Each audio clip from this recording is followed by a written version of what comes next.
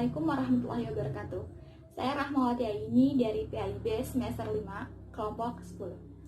Di sini saya akan membahas tentang pengembangan komponen strategi dalam kurikulum. Komponen strategi merupakan komponen yang ketiga dalam komponen-komponen kurikulum. Pertama-tama saya akan menjelaskan tentang pengertian atau definisi dari strategi pembelajaran.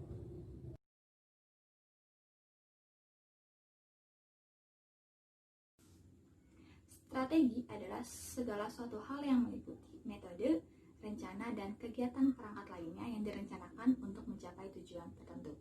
Sedangkan pembelajaran adalah upaya yang dilakukan oleh seorang pendidik untuk membelajarkan siswanya yang belajar. Menurut pendapat ahli yaitu J.R. David, bahwa strategi pembelajaran adalah perencanaan yang berisi tentang rangkaian kegiatan yang didesain untuk mencapai tujuan pendidikan tersebut. Jadi, ditarik kesimpulan bahwa strategi pembelajaran itu adalah suatu hal seperti rencana, metode, atau kegiatan lainnya yang sudah direncanakan oleh pendidik dalam proses belajar mengajar untuk tercapainya suatu tujuan tertentu. Selanjutnya, pembahasan yang kedua saya akan menjelaskan tentang jenis, model, metode, strategi, pendekatan, dan media pembelajaran.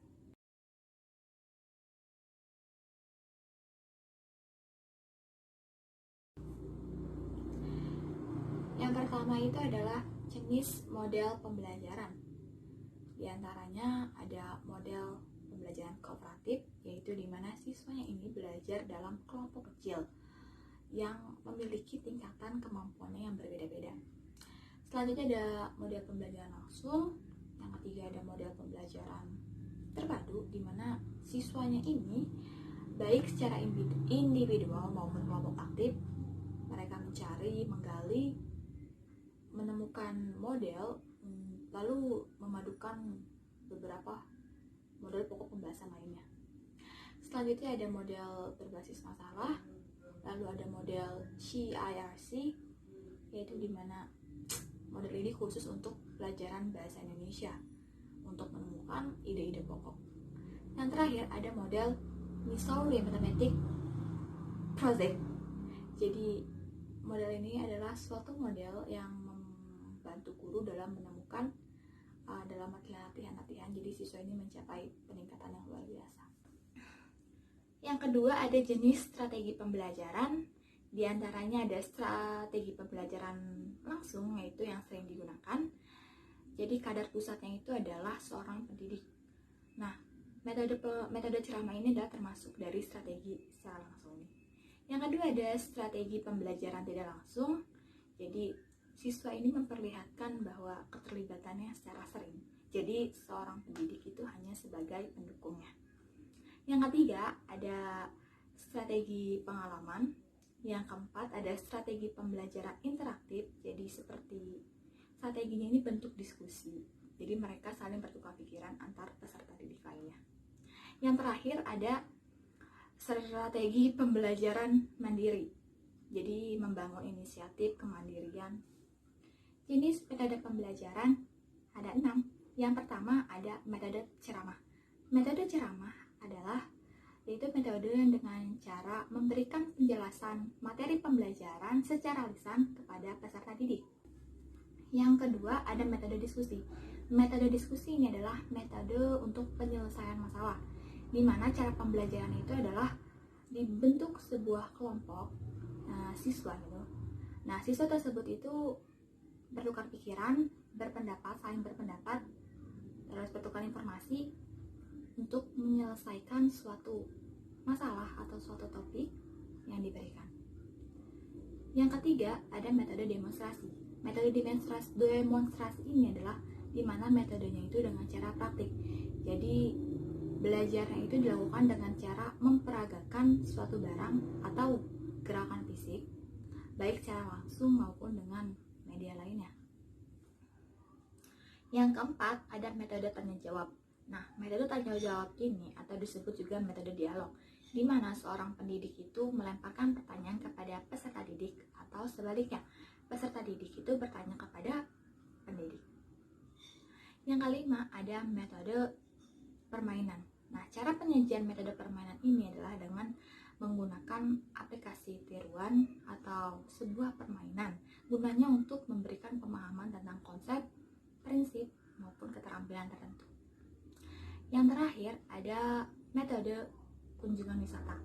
Jadi metode ini digunakan membawa siswa tersebut itu ke objek yang sedang dipelajarinya. Nah, objeknya ini adalah di luar sekolah. Contohnya kita mengunjungi sebuah museum, sebuah kebun binatang, atau sebuah tempat yang memberikan pembelajaran atau pemahaman mereka. Yang keempat, ada jenis pendekatan pembelajaran. Yang pertama itu ada jenis pendekatan tujuan pembelajaran, yaitu pendekatan yang berorientasi pada tujuan akhir yang akan dicapai. Selanjutnya ada pendekatan konsep, yaitu dimana yang berarti siswa itu dibimbing memahami suatu bahasan konsep yang terdapat di dalamnya. Yang ketiga ada pendekatan lingkungan, yaitu mengaitkan lingkungan dalam proses belajar mengajar. Yang terakhir ada pendekatan pemecahan masalah, di mana masalahnya ini harus dipecahkan dengan praktikisme dan pengamatan. Yang terakhir ada jenis media pembelajaran, yang diantaranya ada media visual, yaitu media yang berhubungan dengan gambaran kayak sketsa, globe, peta yang berfungsi untuk menarik perhatian, sketsa. Selanjutnya ada media audio, media audio yaitu media berhubungan dengan pendengaran seperti radio atau alat perekam. Yang ketiga ada media proyeksi diam seperti film bingkai, film rangkai, dan semacamnya. Yang keempat ada media proyeksi gerak seperti TV program atau video. Yang terakhir ada benda, jadi benda-benda di alam sekitar kita dijadikan pembelajaran.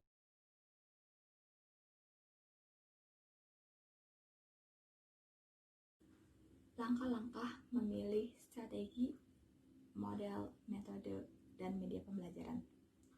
Yang pertama adalah langkah-langkah memilih strategi pembelajaran. Di antaranya yang pertama adalah melihat tujuan yang ingin dicapai. Jadi semakin kompleks tujuan yang ingin dicapai, maka semakin rumit juga strategi yang akan digunakan. Yang kedua adalah bahan atau materi pelajaran, berkaitan atau tidak dengan konten yang akan dipelajari. Yang ketiga adalah pertimbangan kondisi siswa. Jadi untuk menentukan strategi pembelajaran itu juga melihat kondisi siswanya. Dan terakhir adalah pertimbangan dari strategi ini tersebut. Yang kedua itu adalah langkah-langkah memilih model pembelajaran. Yang diantaranya itu adalah pertama, melihat karakteristik siswa, dilihat dari karakteristik fisiologis, psikologis, dan lingkungannya. Yang kedua adalah karakteristik materi ajar.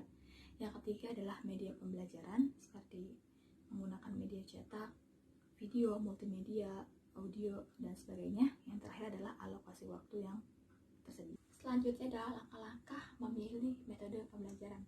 Yang pertama itu adalah melihat kondisi murid tersebut memungkinkan atau tidak untuk menggunakan metode yang ingin digunakan.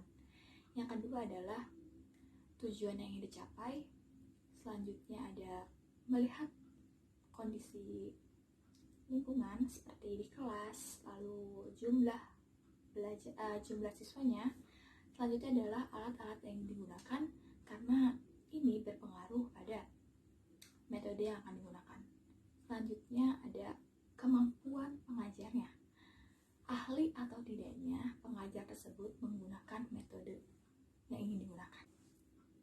Baik, selanjutnya adalah langkah-langkah memilih media pembelajaran. Yang pertama adalah menentukan apakah penggunaan media untuk informasi atau pembelajaran. Yang kedua adalah tentukan transmisi pesan. Jadi maksudnya itu adalah menentukan alat bantu pengajaran atau media pembelajaran. Yang ketiga adalah tentukan karakteristik pelajaran. Yang keempat adalah klarifikasi media. Dan yang terakhir adalah analisis karakteristik masing-masing media.